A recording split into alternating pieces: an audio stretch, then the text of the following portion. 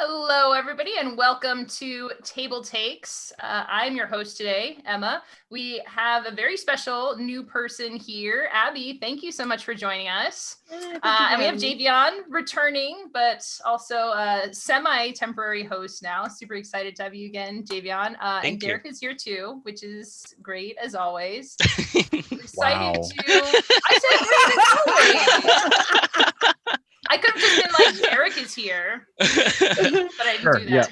Yeah. The transcript will not reflect the tone in which that line is delivered. You are correct.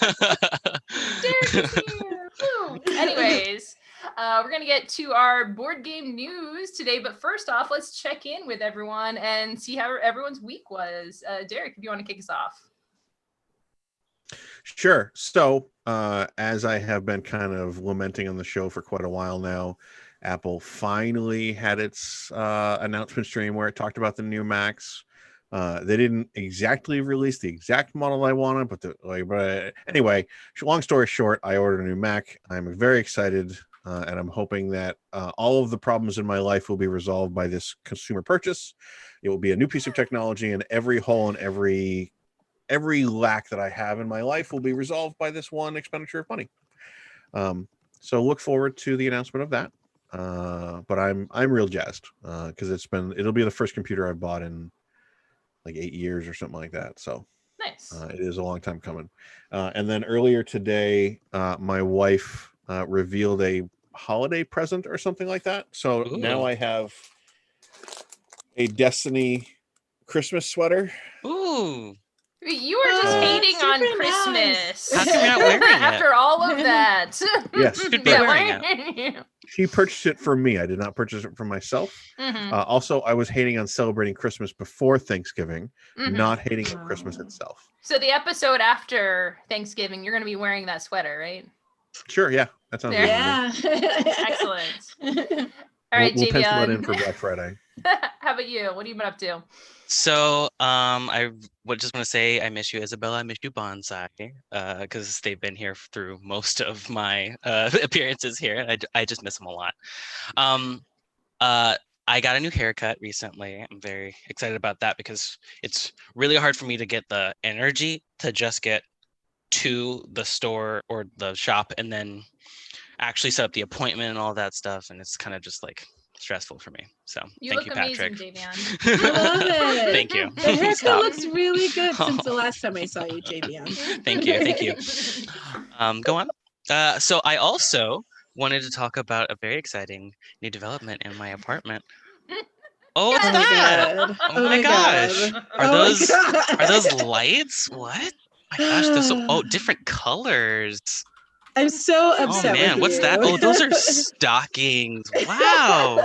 I guess he really went all out. Yeah, I don't really care. You forgot a holiday. Just say you just forgot one. I forget one.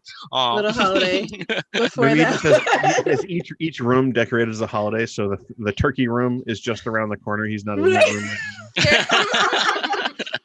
Like actually, literally right around the corner. Well, I am perfectly fine with being weird and out of the ordinary and putting my decorations up too early. I don't care. This year, it's okay. There's been a Christmas tree up across from my apartment for at least 3 months. So you do you. Oh, really? Wow. Yeah. Okay. All right, Abby, how about you? What have you been up to lately? So a couple of weeks ago, I got to be on a film set where I was an assistant director with Courtney Gaines from Children of the Corn. We got to film this really cool horror movie called The Bleeding Dark. So we quarantined for like 10 days and I got to tell Courtney what to do. It was great. That's awesome. In the interim of all of that, I ended up getting a husky who's a puppy. So she gets into everything. She's blue-eyed and orange-haired. And so she's very unique. And I love her when she's not destroying my shoes. Another big up to Isabella. I'm really sad that I did not get to see her or talk with her on this because she's been a really good friend for over 5 years now. So when I heard that she wasn't going to be on the show, I got really sad and cried a lot too. Well, I guess that inside. just means that we'll have to have you back Yes. when she's here. Yeah, totally sure. okay with that. And in 2 weeks, I get to be a director on a BLM/COVID film that I got to write. So I'm super excited about that. That's awesome. That's Can't wait to hear awesome. more about that. It's good seeing you again too, Abby. I know. I didn't want to go into how long I've known Javion because it's been a while. But Javion's here, so I can actually talk to you. We've been friends for like ever. We did plays Yes. together. Yeah. He called me English. We should tell the viewers that, like, when I came in to review the agenda before this, it was really just like the Javion and Abby reunion show, and I was like, "What? This is cool." Yeah, I mean, like this immediately. is one of the best things about having these sort of shows and being able to connect online and bring people together. It's very exciting. Definitely. Speaking of bringing people together, I played a new game, New York Zoo, a new Uwe Rosenberg game that was super cute and super fun. I also got a game in the mail this morning, and it arrived just in time for me to unwrap it so I could show it. And it, Wasn't that on? Didn't we cover that on Kickstarter? Yeah, this is another one of the Tata Wu designs. Tata Wu is one of my favorite designers at the moment, mostly because it's just all cat games. This one is Cat Sudoku, which is a roll and write. I've played many of these games. The Cat Pharaoh game, the Cat Rescue game. It's all cats, and cats are great. Everyone loves cats. So I'm excited. I haven't had a chance to play it yet, but I'm excited to unwrap that one. You know, Emma, when you were talking about that, my cat kept literally meowing. I'm a cat. I want to be in the game. Adorable. We're going to see some of these pets. I'm sure people are a little bit disappointed. Right? That we're just hearing about these adorable animals. He'll eventually jump on the table, so be forewarned. Just letting you know ahead of time. If I'm like, no, stop. That's why. Block the cats. All right. And with that, we can get right into our headlines here. First up, we're going to talk about the Terminator RPG coming soon. So this is a pretty exciting announcement. Independent Scottish publisher Nightfall Games has announced they are creating a new RPG set in the Terminator verse. They are known for their work on SLA Industries or Slay Industries, an urban horror RPG set in a vast world of ruin and decay, as well as their proprietary S5S game system. So this isn't a company that we've really talked about a lot before this. I don't think that they've come up on the show. Not one of our usual The Slay ones. Industries. I think the Slay Industries news has come up a little bit here and there, but they're pretty small. Yeah, Okay. a little bit smaller of a publisher. So to have such a big IP like this is pretty exciting. Mhm. I was reading a little bit about the system too. It's a new D10 system designed to offer a more streamlined and cinematic gaming experience than the old system, which is actually something I've been talking a lot with people a lot recently, actually getting into pros and cons of D&D and how, you know, D&D does a lot of great stuff, but there's also a lot of complexity, and I would love to explore different systems and find more things where you can just, you know, throw some dice and really just feel like you're in the middle of a movie. When we're doing the Alien RPG, I think they did a really good job there with capturing that feeling of just moving through the scenes and being your character and just kind of a movement to, instead of having to stop and kind of grind through combat or some of the more technical aspects of it. So the Terminator RPG doesn't have any release date yet, but they do plan to have a quick start guide in December, which is coming up pretty soon. So that's another exciting thing to see, that sometimes when they announce these things, we're like, and it will come someday, and it's months or years until you see anything of the game. So quick start for the game is very exciting. And I also just wanted to mention that Terminator 2 is my favorite movie of all time, and I'm excited not so much for the horror aspects of it, but just the action and playing as Sarah Connor and just being in this world where you can save the world from really bad stuff happening. I think it sounds cool. You know, Emma, I will make a deal with you. If I will watch Terminator 2 with you, even though I'm terrified to watch it. Okay. What? Why? If you watch at least 2 episodes of Breaking Bad with me. All Okay. Because you still haven't seen it, and I haven't seen Terminator 2. So hold on, so we can just educate each other. Are we actually arguing that Terminator 2 is horror? Terminator 2 is less scary than a lot of the Breaking Bad stuff. I'll tell you this. I know that it comes across as scary, but it's really not a horror movie. It's there. I mean, you do have the atomic bomb scene where all of her flesh gets burned off, which is a little creepy. But it's a dream, so it's fine. It's not real. It's not. It's a one scene that looks like it's the end of the world, right? And what would happen if the world literally got hit by like a nuclear bomb, explosion. If you can blink and miss the scene, it's not horror. It's just like a bit of grossness. Like like Terminator 2, I would definitely say is very much an action movie with some very light horror elements in a couple of the sequences. And amusingly enough, all of the stuff, Javion, you're going to be shocked by this, but I think all of my favorite parts of Terminator 2 are definitely the most horror ones, and they mostly revolve around the new Terminator model, basically. Okay. Like that captivating. T-1000, I think it is, right? Yep. And he's like liquefies. So I mean, there's some grossness. There's some real, like, if you see the X-rated version, right? Because it's X-rated, I think, or at least rated Terminator PG. 2? Yeah, or PG-13. I think it's PG-18. Yeah. Is it PG-13 still, or rated? It's either that or R. Like, I think it's rated R. I think an X-rated cut of Terminator 2 would be an entirely different genre. Well, I started out watching the made-for-TV version, which definitely cut out some of the stuff. Like the scene with the eye was not in the version that I watched as a very young child. And also, what I love is us just trying to obliquely reference these scenes. We're going to create in JVN's imagination JVN, you just have to watch it. Scarier movie than the reality. Like, JVN, I cannot emphasize anything you are imagining is way scarier than what's actually in the movie. I believe the movie does open with an anthropomorphic robot crunching down on mountains of skulls. Yeah, that's not horror. That's not too horrific. It's when there's blood involved, or like you can actually see someone getting skewered or something like that. Javion, you've been involved in the theater community, so you know when like the horror part is going to happen because the music gets intense. As soon as the music starts getting intense, that's when you avert your eyes. Yeah, exactly. That's when you focus I'll just look at my Christmas tree. I'll cover your eyes. But I think that the important question to me when we're talking about an RPG version of that, because as JVN has discovered, any game I run is going to end up having at least a light dusting of horror on top of it. Oh my God. Just about.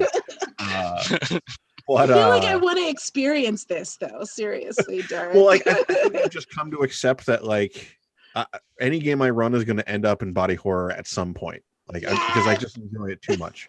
But if you're running a Terminator 2 RPG, like you have a note here that you want to play Sarah Connor, Emma. Yeah. I'm really curious, like if people wanted to run, licensed RPGs in general, but Terminator 2 in specific, you're going to play or be a GM for a Terminator 2 RPG. What are you going to do? Are you going to play the movie? Are you going to pick up when the movie ended? Are you going to do a different story? Because I mean, I know what I would do, but I'm real curious what the three of you would do if you were going to play or run a game in it. Well, I think, I love the way the Alien did it, where you are kind of in a very similar scenario. And if you want to see more about that, you can go back and watch our videos on YouTube where we did the scenarios. It was very fun multiple times. But you're in the ship and you have the things that are happening and you have characters that are very reminiscent of the characters.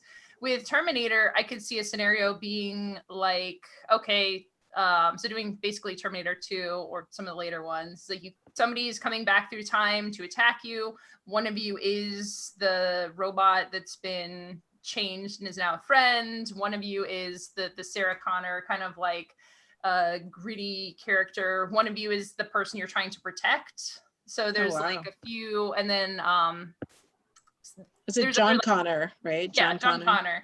And then other helper characters who are just trying to make this happen. I think that's how I would see it playing out. I would probably be one of the helper characters, because eventually I know I'll just die in the end and can come back as another character again. It gives you a chance to be multifaceted, right? Yeah. Like just play different personalities and all of the other stuff. So yeah. Is there a way to be the robot monster? Because I feel like that would, like, being in control. Do you really want to it be would the be easier antagonist? for me. I don't know. I think that's Javion, called being you the just, GM. Yeah, you just. Because have then to there's be no the secret. DM. You're the DM okay. then. There we go. Yeah. The GM does play the monster and make them attack all the other people. So yeah. Okay. So, but it does sound like all three of you are kind of most excited about the idea of like a one shot, or kind of replicating the experience of the movie, even if the details are different, even if the characters are different. Yeah. Still just playing through that same archetypal story. Yeah. So I wonder if they're going to take a page from the Alien RPG, where it does have that mode of, here's the cinematic, here's pre-generated characters, here's a scenario that feels like the movie, even if the details are new and fresh. And we're going to put out a couple of those, and you're going to play those. And if you really want to build a campaign and explore the world or something like that, here are some more rules. But I feel like that cinematic, not quite one shot, because we've never managed to finish the Alien stuff in one session. Right. Yeah. You know, pretty self-contained. Like, we're gonna play this for 3 sessions, like Yes. a short-term commitment, not kind of moving on kind of thing, or not indefinite kind of thing. But I suspect that's where they're gonna push it. That'd be cool. Yeah, definitely. Yeah, excited to see what happens in December. We'll be able to check that out. Yeah. Up next, Derek, surprisingly enough, you have some news about the World of Darkness. Mm-hmm. Speaking of a grim, horrible future and horror, so there's big news for World of Darkness. First, like the straight good news is that there will be a Vampire the Masquerade Companion released as a free digital download in December. And this is going to include rules for 3 clans that have currently not been released in 5th edition. The Zimis, or Shemisi, is apparently the official pronunciation that I refuse to personally accept. So I will stick with the Ravnos and the Salubri. Those are all clans that are kind of both controversial, but also personal favorites for a lot of people kind of in the community. So those will be coming out. They'll be releasing their disciplines. This is also going to include rules, expanded rules for mortals and ghouls. There's going to have be content on the perspective that different clans have on coteries, how they would structure groups of players and stuff like that, what roles different clans should play in coteries, as well as some new merits and flaws, and probably a whole bunch of errata to update previously published books. So that's kind of like just the straight good news.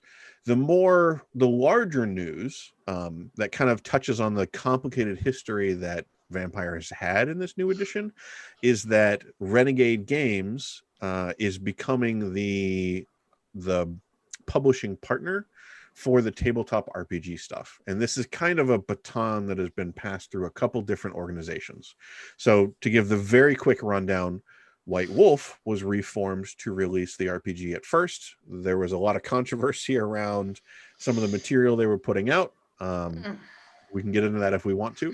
But they were, the short of it is that enough of it was controversial enough that Paradox, who owns the license now, or owns the property, closed White Wolf and took control back in-house, and they were going to partner with Modiphius and Onyx Path.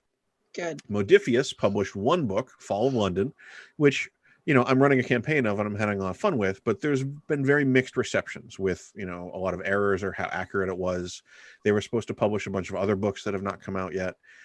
Onyx Path has put out a couple books on Kickstarter.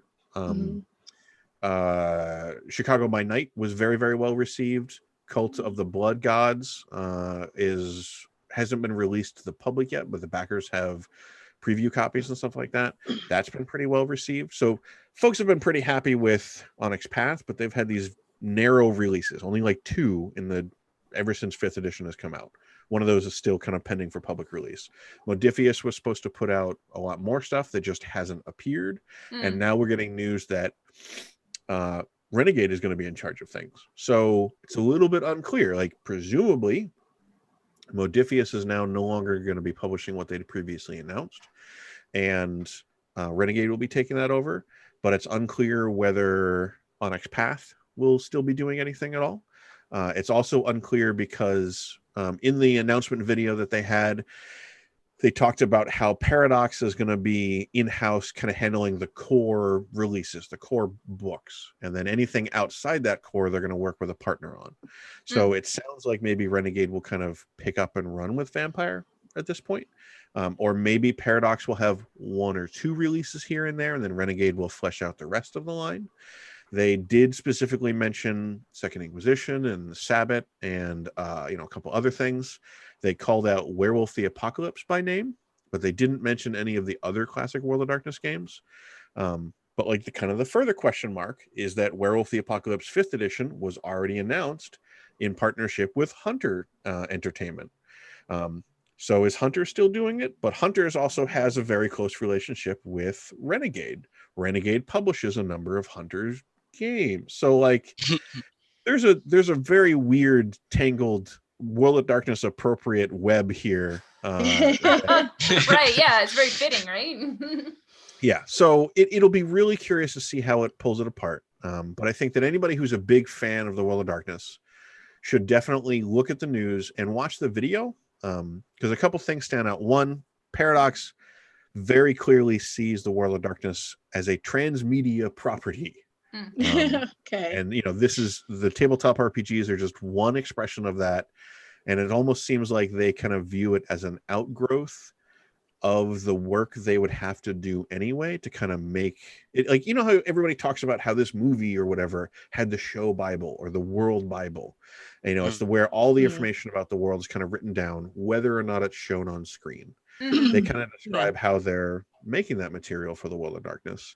And then they're like, and then a lot of that becomes tabletop material. So, it's interesting how they seem to view the tabletop RPG fitting into it. But then the other kind of noteworthy point is that Justin Achille is going to be in charge of the World of Darkness content and story moving forward. And he was in charge of the revised era of Vampire, which for me personally is my favorite period, where a lot of stuff changed in the game and a lot of the tone was really set. So I'm really intrigued as to what he will be able to kind of bring moving forward, especially because he has explicitly mentioned that they will be bringing on sensitivity readers, that they're recruiting diverse voices. So, I mean, it's not the same as having done that, but publicly acknowledging it is the first step in that process. So as somebody who loves these worlds, I really have my fingers crossed that they will be able to deliver on that, and we'll be able to see some of the historical missteps and mistakes of the game and setting corrected by people who are much closer to those topics, if that makes sense. Yeah, and I think with Renegade Games in particular are pretty cognizant of these things. And sometimes we'll hear about a partnership and feel uncomfortable with it, but I know the people at Renegade Games, and they've just been really solid about making good choices. So I think it sounds like a good partnership. I'm very optimistic. All right, crossing Abby, fingers. You want to break our hearts, and then maybe remake a little bit? Yeah, being an avid convention goer, unfortunately, most of 2021 has been rescheduled also when it comes to conventions. So we know that most of the conventions this year, actually 95% of the conventions this year got canceled because of COVID standards and, making sure that we're observing social distancing and just being, cognizant that this is a very, very dangerous disease. So a lot of, main organizations have been doing everything that they possibly can to, keep our world safe, or at least our state safe, as safe as possible.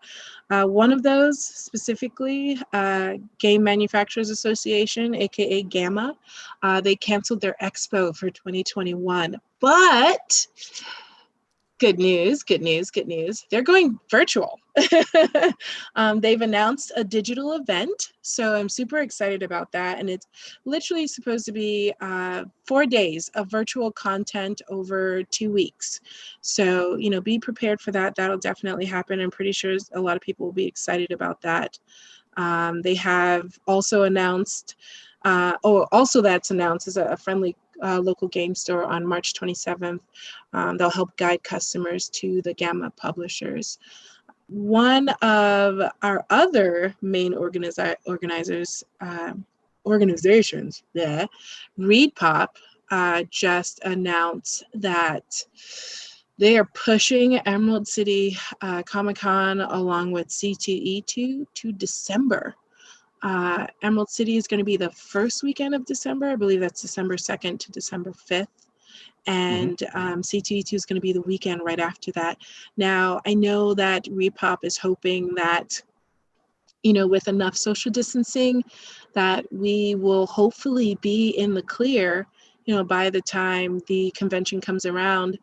Their whole understanding was, we didn't want to end conventions this year. We wanted to, try to get back to, the love and the joy of being around pop culture, comics, and tabletop gaming. And so, they're hoping at least by December, that that'll actually be the case. To cross our fingers for.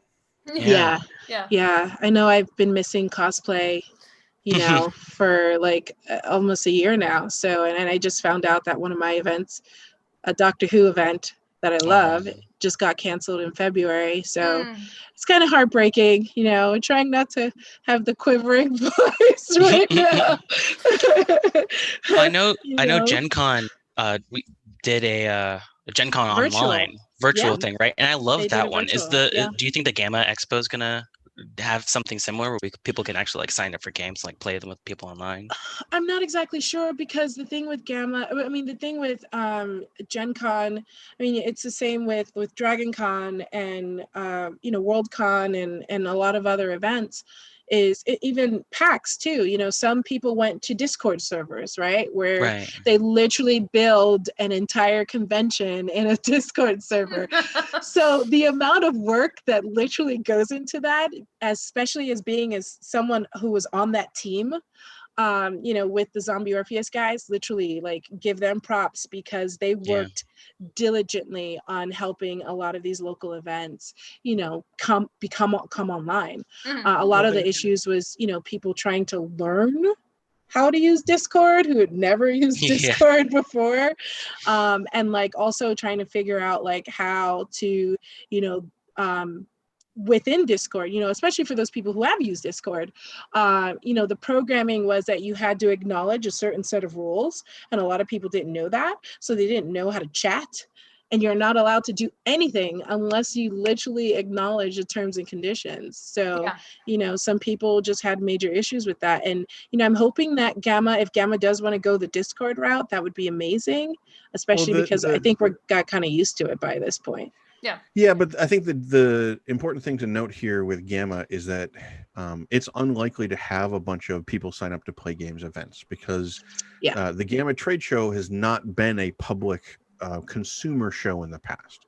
That might change if they're taking it online. They might have other ways for kind of the general public to interface with folks. But Jamie, it's largely been like a business to business thing, where publishers will talk to distributors and to game stores. So they're trying to get folks to order their games, or game stores are trying to learn how to be better at retail, things like that. So they have announced that they're going to take some of that content online, and they've announced kind of an interesting way to do it, I think, which a little bit out of a little bit out of the mold, where they're going to take their content and spread it out over 2 weeks. And I wonder if they're doing that because basically, instead of trying to replicate the experience of an online show of a 4-day event, I kind of wonder if they're doing that so that they can try to maximize the number of people who can participate by letting professionals who might still have to be working their store even under all these conditions do their day of work. And not feel like they're missing out, not feel like they have to take time off. Maybe they just do their day of work, and then there's a couple hours at night where they do lessons or classes or watch a seminar or something like that. Mm. So it'll be really interesting to see how they manage to replicate their industry networking elements. Yeah. Great. I mean, that's the one thing that I loved about Gen Con is I've never been to Gen Con before, ever. And I was actually supposed to go this year. Me too. Yeah. Oh my goodness. So sorry. I'm not gonna cry. And so, you know, having the opportunity to watch them online, you know, a lot of people don't understand that even though the online thing it's not really the same as being, you know, face to face with a person, you get the opportunity to bring people internationally in, you know, who have never been a part of these events before. So publishers internationally can actually be a part of this event.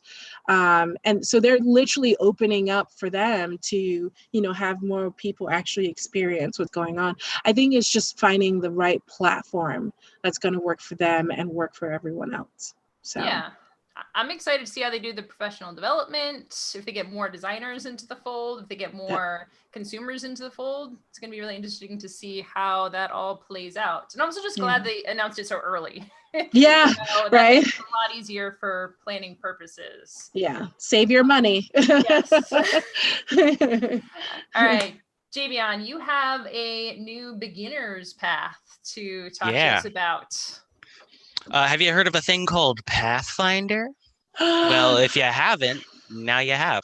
Pathfinder. Tell me more. Pathfinder First Edition has been around for years now. It's where I got my start in tabletop role-playing games, actually. Well, I mean, technically I played Dungeons & Dragons 4th Edition, but not only do I not talk about that, but it was only like one session, so it was no big deal. But Pathfinder, I joined the Pathfinder Society. We were doing organized play. I could play anytime I wanted to, and it was a great way to meet friends. So I'm really happy that there is a beginner's box for the 2nd edition of Pathfinder that actually came out pretty recently. I think this is awesome because it's going to give people a chance to jump into the 2nd edition if they have already played the 1st edition and they want a better transition, you know, like a catalyst. And D&D 5e has a beginner's box that worked super well for getting people interested in the genre. So I think this is going to do something very similar.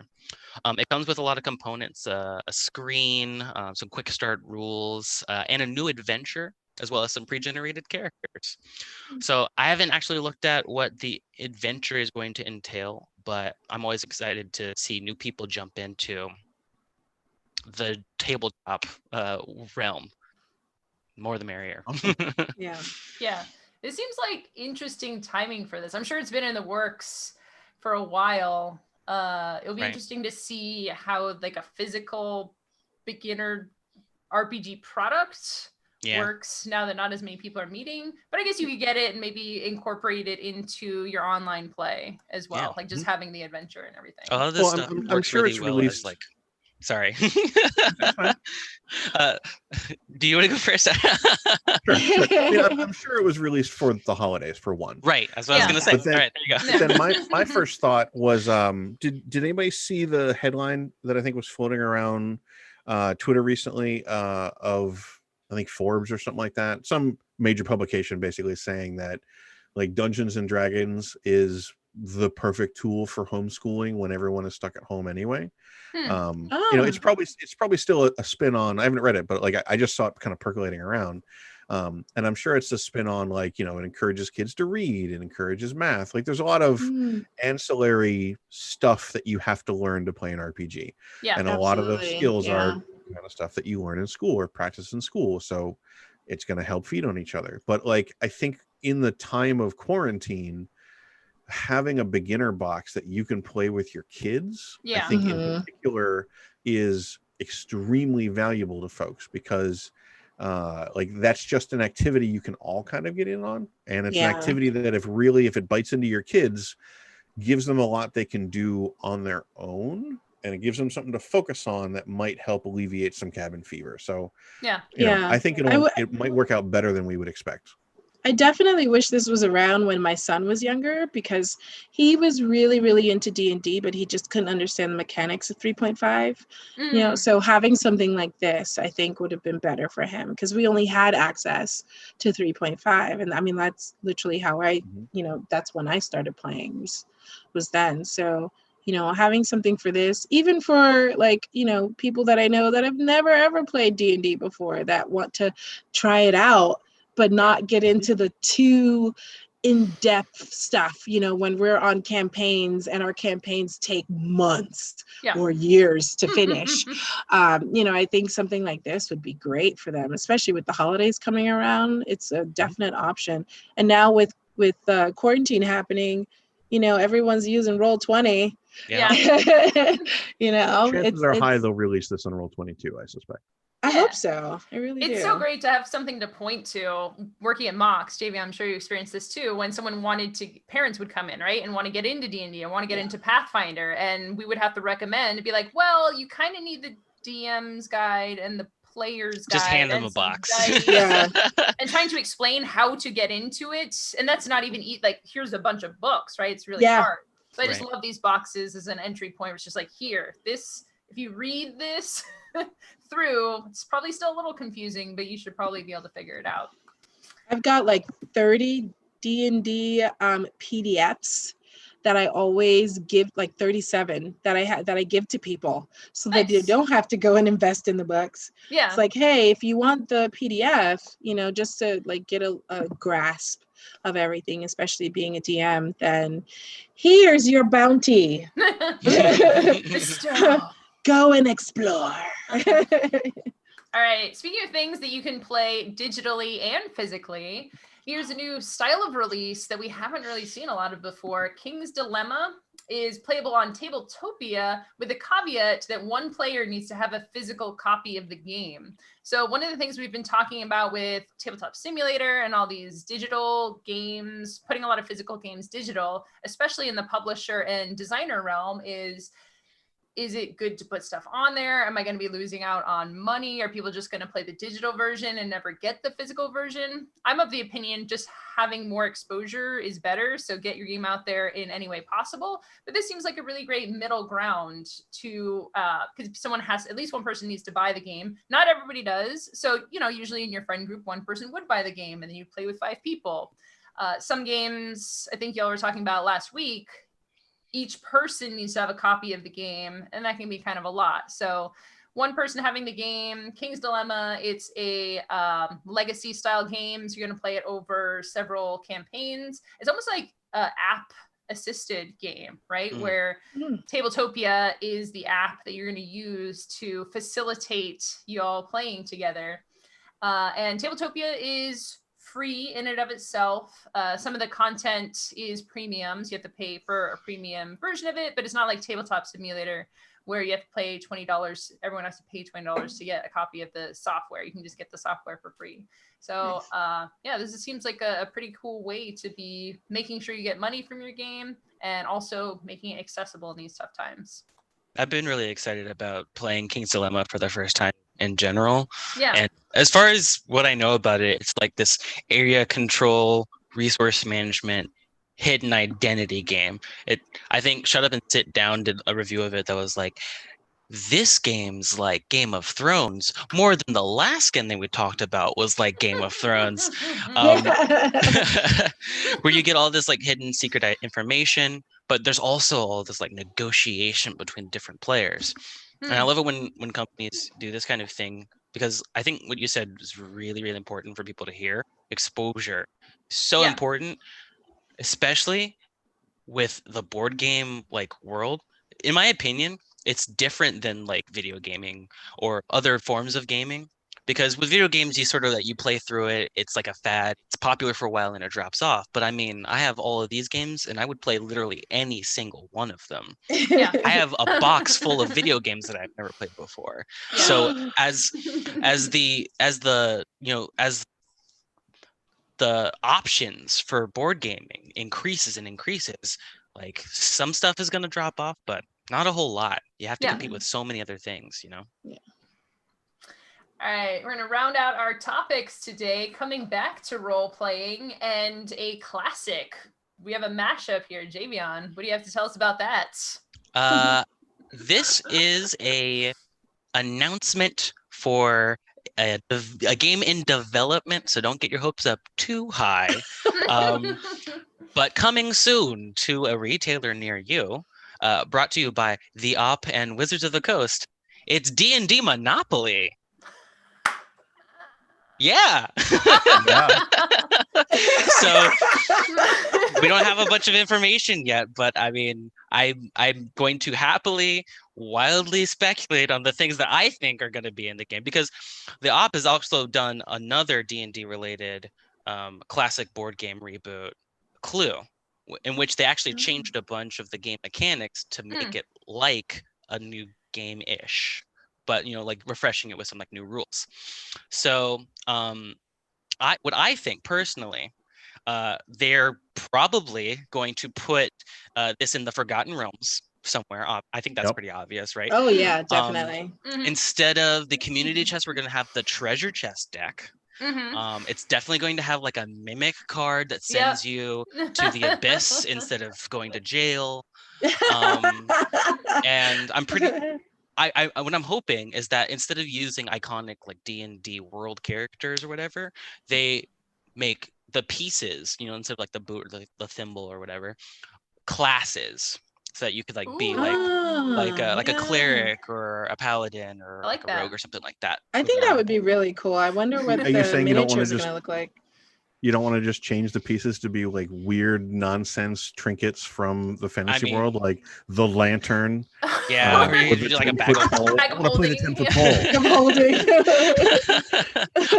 I'm sure that's an option too. I'm more hopeful about the classes thing though, getting to be like a person diving into dungeons in the Forgotten Realms instead of just like a wand that gets tossed into a dungeon and has like its own AI or something. I don't know. Excited to hear more about that. We don't have any further release information about it, but it will be here soon, TM. So we'll just have to wait and see. It is. Well, I mean, it's one of those news pieces that you hear and you're like, wait, there hasn't been a D&D Monopoly? Yeah. Oh yeah, I mean, there's a Warhammer 40K Monopoly. Yeah, like I figure that the licenses that don't have Monopoly versions of them, that list is probably shorter than the list of ones that do at this point. So yeah. D&D's finally arrived, folks. It's real now. That's a listicle waiting to happen, right? The games that don't, or IPs that don't have a Monopoly version yet that should. Like, is there a Steven Universe Monopoly? I don't know. How the simulator I'm pretty sure they're working on that right now. As we speak. Yeah, Hasbro's watching the stream. They've got a pad of paper. Notes. All right, that's it for our headlines. I want 10%. Give more money. Right. Exciting times today because we have a new bundle boss, Javion. Woo! All right. Let's see here. As he cracks his knuckles. All right. Bundle boss. Thank you, Bonsai. All right. So this week's bundle comes from Bundle of Holding. For those of you who don't know, bundleofholding.com is a website that does a bunch of RPG related fundraisers, almost kind of. They do bargain deals on RPG items. And this week, 10% of all the proceeds will go to Direct Relief, which is an organization that provides medication and medical materials. What are they called again? I don't know. Stuff to the people who need them. Yeah. So this week is Starfinder Empires. If you've ever heard of Pathfinder, you might have heard of Starfinder, which is Pathfinder in space. Hey.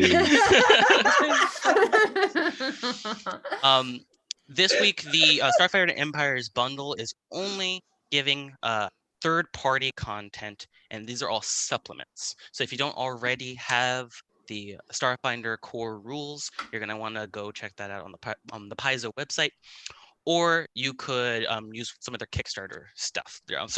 Their quick start rule. There we go. So this bundle comes with the Starfarer's Companion, which expands some of the rules. With the Alien Bestiary, if you want to get more monsters.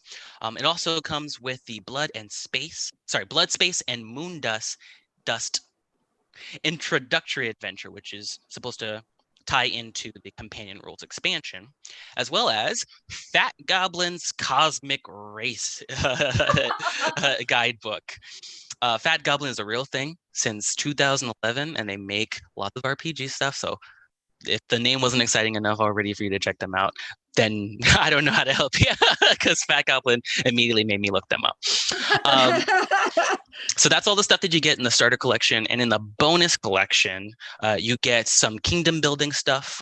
You get the advanced skill guide. Oh, and you get something really cool called the Service Bots and Synthetic Companions guide. Because if there's one thing I think I know about DM and GMing for all players, as a constant, it is universal. Everybody loves a companion, a pet, or an extra NPC. Just as much as we love magic items. So definitely check out this bundle if you get a chance, if you want to stay home, play some RPGs and keep from infecting people by playing in person. Or if you want to give some money to a charity that could really use it. Won't you buy some Starfinder? Buy some Starfinder.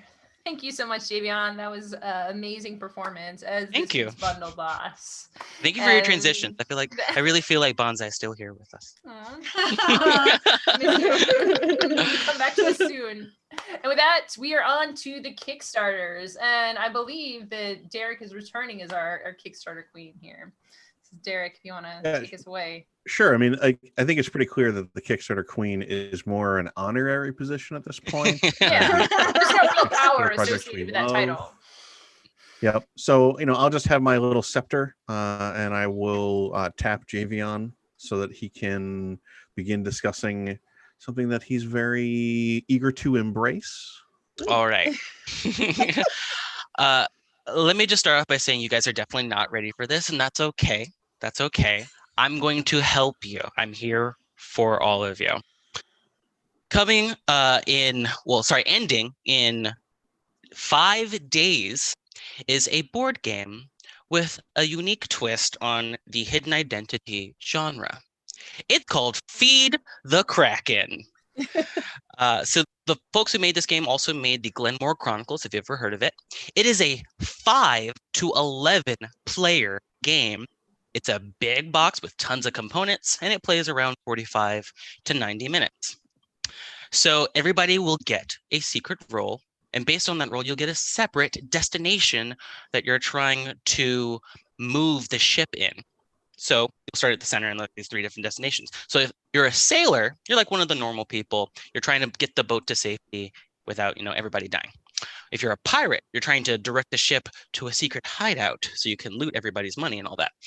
Oh, and if you're the cult leader, you're trying to get everybody to go to the lair of the Kraken god. You're also, you're also trying to sacrifice people to the Kraken god, because when you're a cultist, you got to have sacrifices. So there are some other cool rules in the game, like the captain, who gets to choose the lieutenant, and the navigator, the lieutenant, who gets to, choose a little card in the box, and like the voting tokens and things like that.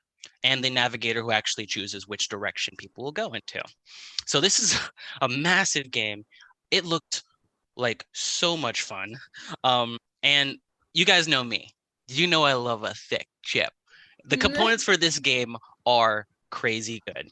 I was looking at it, and everybody gets like secret roles, and each card has like special abilities. It reminds me so much of Secret Hitler and like some Shadowhunters vibes as well, if you guys have played any of those games.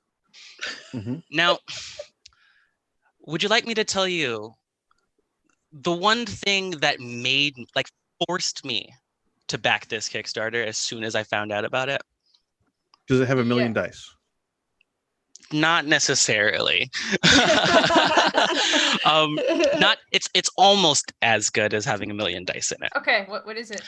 The cult leader can call for a ritual where they convert the crewmates to the cult of the Kraken god.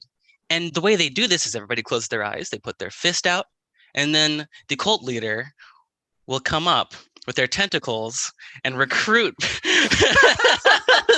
while everybody's eyes are closed. Tentacles. Yeah, so it's like symbolic Nice. for the Kraken god choosing the person. So you can have all of this like intrigue and interactivity without without actually, you have like everything figured out, and then like halfway through the game, oh no, somebody's been converted. So if you ever accidentally sacrifice the cult leader to the Kraken god, well, the Kraken god prophecy has been fulfilled, and it just like swallows the ship whole, and it's great. Nice. That sounds cool. I'm so excited about this game. It's so cool. So it looks like we're gonna have to play it when it comes out then. Oh my gosh. We can meet up in Absolutely. person again. You, me, and 3 of our closest friends.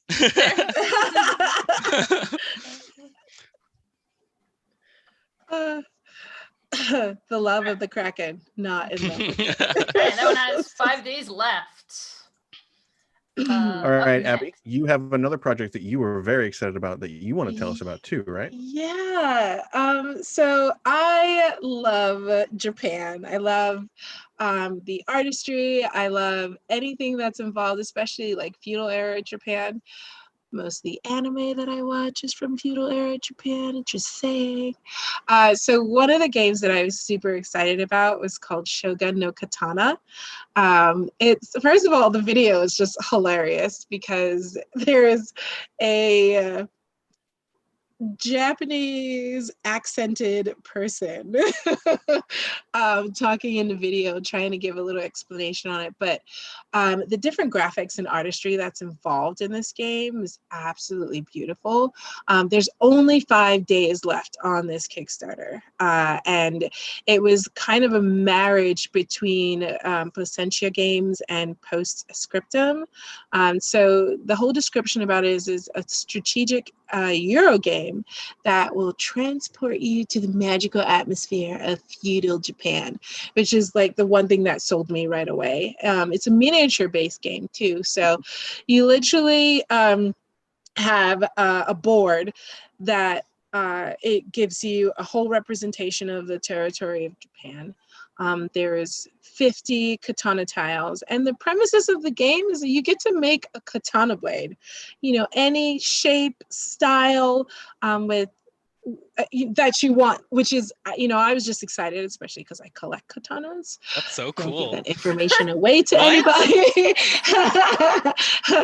Yeah, I actually collect katanas, so I was super excited about this game, when I found out about it, besides the fact that it's miniatures too. So I definitely hope that, people get a chance to be involved in this just on the graphics alone, because, it kind of just transports you like into this world, and you kind of get wrapped up into just the different like caricatures and the miniatures, and then each and every single miniature design, you'll see it's very, very intricate, which is one of the things that I loved about it too. So I do really hope that people get a chance to check it out. Great. You have another project you want to share with us? Oh, yes, I do. So Urban Shadows, this is actually going to be the 2nd edition. And this one only has 6 days involved in it. Thank you, Derek. So, I hope people get a chance to check that out too. But it's an award-winning tabletop role-playing game of a political urban fantasy that returns with a brand new edition. And like, you really have to just watch the video because it is so freaking cool. Like, the first thing that pops up in the video when you get a chance to see it is it literally asks you, or at least the first thing it says, it's like, the city hungers. It's literally the first thing. So you're just like, okay. Like, and now as a filmmaker, I'm already brought into that. I just want to know, like, what is the city hungry for? Some of the beautiful scenes that are depicted in this game is just one of the things that I absolutely loved about it. So yeah, World of Darkness, or conspiracy heavy modern urban fantasy, but everyone is literally supposed to play different creatures. Favors are the social driver, but corruption slowly grows in the characters over time. So in an interview with Mark Diaz Truman, he talked about how the new edition is rewritten with what they've learned from, other types of games in the past few years. And, everything is pretty much running up. So it helps, anyone who's interested in playing it, it kind of helps you with your improv a little bit too, if you're not very well fashioned in that. And it also gives you a grasp of, what the characters can do pretty much in any moment. So, yeah. Cool.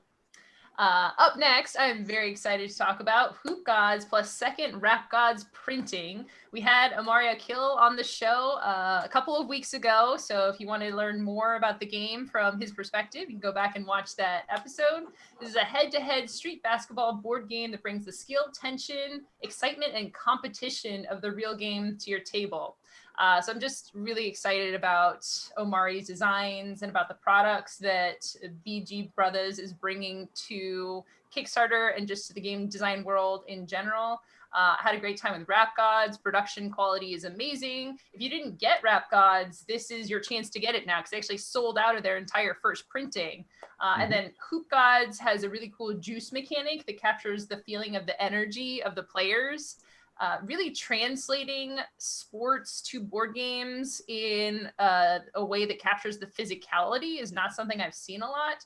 So I'm really excited for this. Omari is amazing. I back this game. If any of those things sound great to you, you should check it out. Art is also awesome. So I can't say enough good things about this game. And again, 7 days, you got a week left to back this game.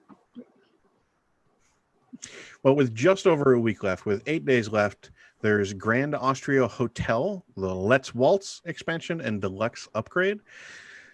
I think we may have covered the original game on a Kickstarter way back when, but you're basically kind of managing an Austrian hotel with all the Euro gamey elements you'd expect from that. So this Kickstarter project is about kind of adding ballrooms and these like 3 different modular elements that you can add to the game that allows the guests at your hotel to kind of dance, waltz around the area, kind of engage with other extremely Austrian elements basically. But in addition to the expansion of these new mechanics, there's also this new version of the core game that has improved components. If you already own the core game, they have an option that you can get the new expansion plus the upgrade box, basically. So you just get the components, or you can get the new the base game plus the expansion with all the upgrades in a slipcase. So it's one of those things of, if you really liked the original game, and I heard some really good stuff about it, it seemed like it got some pretty good penetration out there, then this is a great chance to kind of hop in and get a slightly fancier version than you would have had before, including like fancy dice towers that look like hotels, or nice. The dice, the organizer that you can put inside the box and stuff like that. They've got a number of add-ons like that. So you have 8 days left for that. And if you ever really wanted to run an Austrian hotel as a Euro board game, you should probably check it out. It's very specific. Yes. The next project with 9 days left is one of those ones that just about everybody that I love on Twitter was like, oh, this game is amazing, I'm going to back it immediately. So you should probably check it out. It's called The D-Sanction, Elizabethan Agents of the Supernatural. So in Tudor England, you basically play a bad person. You were caught dabbling with forbidden magic, and instead of being executed, you got drafted into the Queen's service to help John Dee do magic stuff, I guess. So it's a very, very simple system. You just have a couple attributes. You're rolling different sized dice. You're trying not to get a 1 or a 2. A lot of it's very fail forward. So it very much feels like kind of an old school, just grab a character and go, mixed with some very basic mechanics, set in Elizabethan England with the weird kind of formal, rigid magic of the time. There's some, like, I'm getting some strong Jonathan Strange and Mr. Norrell vibes, or Mr. Norrell vibes, if anybody's read that novel or watched the series. That's set in a different time, but anytime you kind of get the British aristocracy plus magic kind of thing, my mind kind of immediately goes to that mode. So if you ever liked that kind of stuff, somebody in chat's mentioning, Her Majesty's Secret Service. I think this is probably kind of like that. You could probably run it as magical super spies in the 1600s or so.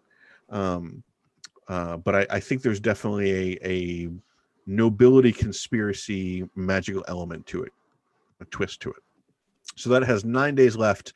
The Desanction. Check it out on Kickstarter. You, Derek? All right, Javion. All right, so the next Kickstarter that we have has 10 days left. It is the Advanced Rules Miscellany books. There's softcover and PDF books that you can find on Kickstarter. These are to be used with Dungeons & Dragons 5th edition, and they come to us from the EN Publishing Company, which has actually made a lot of really cool RPG stuff. I think there's the Zeitgeist hardcover book, A Touch of Class, if you've ever heard of that one. Oh, and the Judge Dredd and the Worlds of 2000 AD, which is an RPG about Judge Dredd. So a lot of cool projects that they've done. This is what they are calling a quick starter. It's only available for 2 weeks, and they've done a bunch of other modules like this one.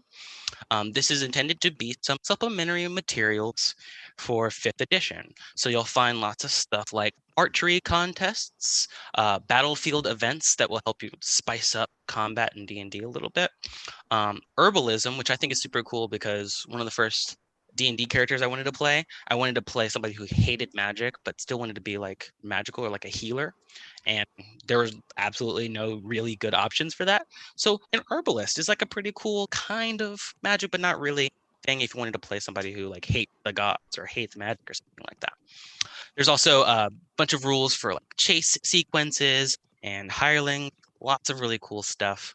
Only 10 days left on this Kickstarter, so check it out if you want some more D&D 5e content. All right. Well, that's about all the time we have for today. Thank you so much, everyone, for joining us. This has been a great show. I learned a lot about the latest news, latest Kickstarters. Thank you so much for joining us, viewers. I hope everyone really enjoyed the show. But wait, there's more. You can check us out all throughout the week. On Mondays, 6 p.m., we have board games with the brothers Murph. If you want to see brothers playing board games together. On Wednesdays at 1:30 p.m., we have This Game Gets Dicey. And at 4 p.m., we have our Fireside with Peter Adkinson. And then, of course, on Fridays at 2 p.m., we have our TableTakes weekly news show. If you've enjoyed what you've seen here, don't forget to follow or subscribe, turn on notifications. If you ever miss a show, TableTakes is also on YouTube on the Gen Con TV channel, so you can check us out over there. Also check out our official Discord if you want to connect with other Gen Con fans. It's a really cool place to hang out. Again, thank you for watching. Thank you, Abby, Javion, for joining us today. Thank you, as always, Derek, for being here. I've been Emma, hosting today. Hope you all have a great rest of your day. Thanks, guys. Thank you, guys. Stay safe and stay isolated. Yeah, Just a reminder. definitely.